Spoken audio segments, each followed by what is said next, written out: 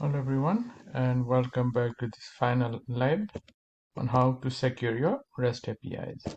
As you can see right now, there is no security. Anyone can access. If I go here, my categories, and let's create a new endpoint, let's say new request. It's right here. I'm just gonna select, just give it a name. So all categories, it's done. So get method, I'm gonna paste it there and I'm gonna send.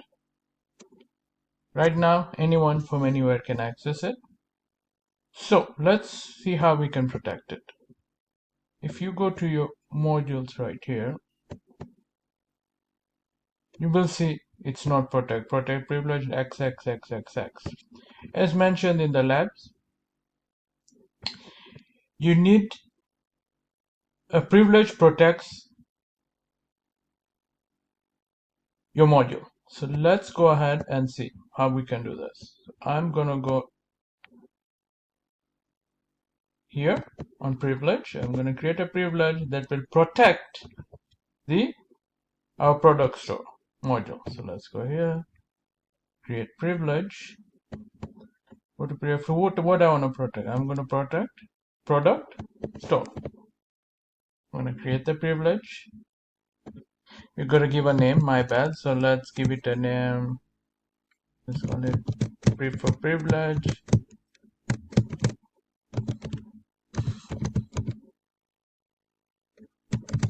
Give it any name you like, but it's better to have more descriptive. So same thing, I'm going to say privilege. PIV says privilege, and PIV as privilege, and we're gonna say we're gonna protect this one. So this privilege is gonna protect this product store. We give it a name and let's create the privilege. So now that's done. If you go over here, you could see they're protected. But now I will be able to log in. Now if I go here and do it, it's gonna say no, protected, right? We're gonna get an error thrown that unauthorized. So how do we do that?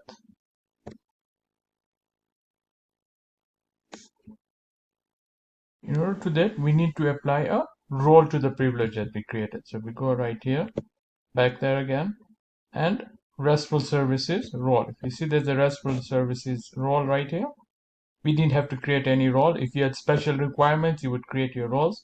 But to keep this course simple, I'm just going to use this one. So just click this one right there, RESTful services. That's the role now. And now let's apply our applications. Our changes, yeah. Now if I go back, still, if I go here, our API is still protected. One more thing we need to know. By doing that, I will be able to log in anyways. If you go here and I send, you're still unauthorized. So technically it's saying you need a username and password, right? If you go here, Postman says sign in. So technically it's asking for username and password. That's coming from the role RESTful services. So next, let's head over to administration. Let's create a user. Let's say administration. Let's head over to user management groups. Let's create a user. I'm gonna make user one. Just call it user one. You can call it whatever you want. Email address you can put your own, or just make something up.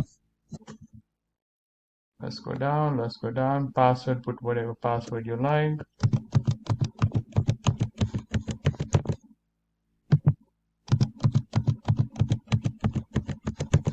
Make sure it's very important, RESTful services. So now this user is part of the RESTful services role. So now if I put that in here and I create the user,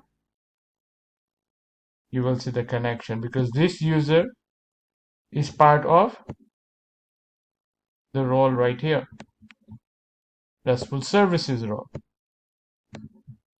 correct? Now if we head back to our RESTful API once more,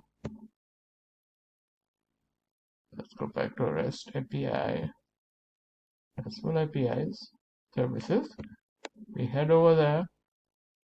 As you can see, this privilege is protecting this module with what roles? RESTful services role. We go to RESTful services role. What user do we have in the RESTful services role? We do have a user that was created. So how do we pass it? How do we pass the username and password? We go to Postman, or a person with their own client. They have different ways, different program ways to pass the username and password. This is the way Postman does it. We go to Postman. We're going to say basic authentication. Where is it? Where is it? Basic auth. We are just going to go user one. You can put your password. In my case, that's it. Just enlarge it a little. Let's close this away. So now it's the same get product. I have the username and password. Open back. There is no need for headers. And now let's see. If I try to log in, I should be allowed.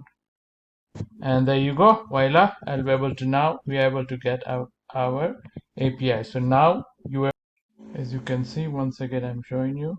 We did get our result back. You can see it as pretty. That means we now secured our application. When we click here once again, you should see that it says it's secure. Let's reiterate what we did. We created a privilege, we named it, whatever name you like to leave, what modules we like to protect. I put this, that we are working on this module, product store, what roles you want to apply to it. We said RESTful services. And then when we went to, it's part of RESTful services, we went and created a user and we assigned the user. Let's go back again. Go here.